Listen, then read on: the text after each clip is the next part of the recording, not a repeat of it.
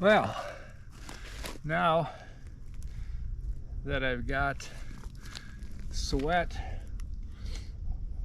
officially running down the crack of my ankles, it'd be a good time to stop and talk about one of my best $20 purchases I've made in a long time. So what I'm talking about for one of the best $20 purchases I've made in a long time for warm weather running and training for marathons, ultra marathons, is this hoodie that I'm wearing right here.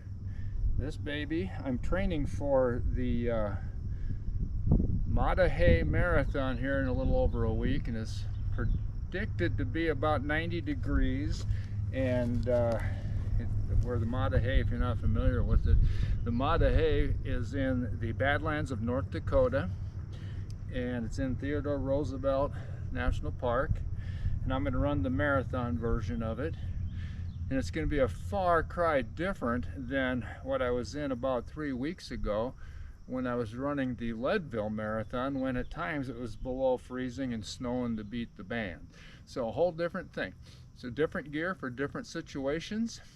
And this hoodie is only costs like about 20 bucks. It's PF 50. I'm sure there's several on the market. This one is called, I think, InGear, and boy, it's just a valuable tool for training in hot weather. Today I'm about an hour and a half into a trail run, and I'm wearing this. It's wet, but it keeps me cool. It's PF 50, keeps the sun off you.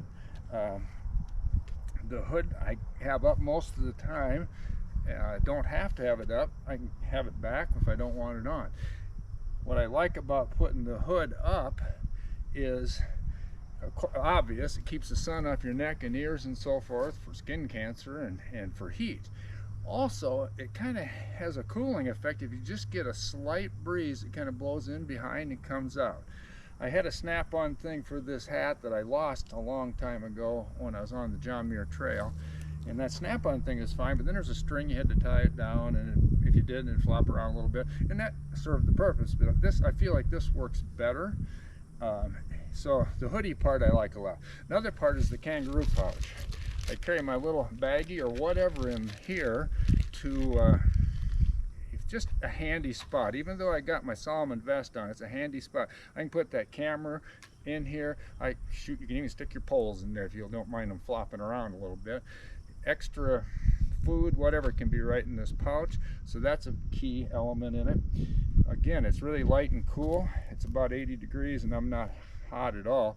Another thing is, now I'm 6'1", about 180 to 185 pounds. I ordered the large. Now the large is plenty big for me. I mean, the sleeves are even actually a little long, I think by design.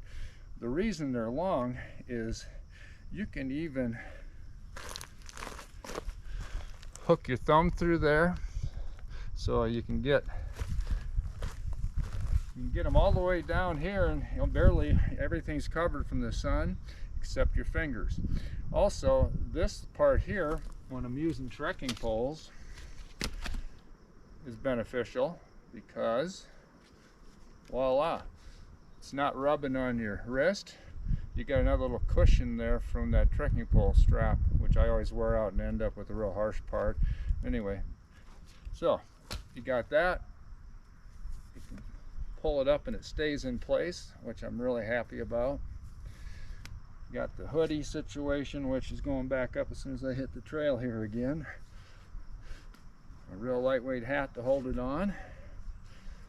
And boy, right now there's not a puff of wind out here, and I'm staying pretty cool.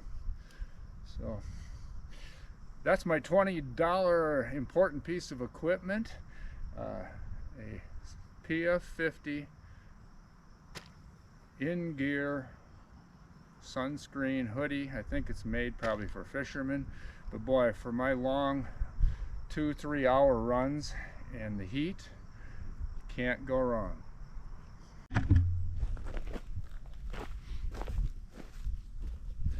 Time to get back to it.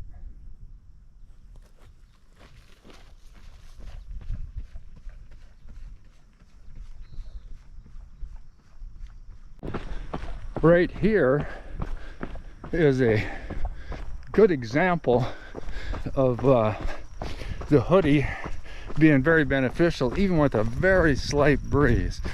Not much of a breeze, but the air is going in, around and behind my head and neck area, and it's kind of damp, so it's almost like a swamp cooler air conditioner situation for your brain. So anyway,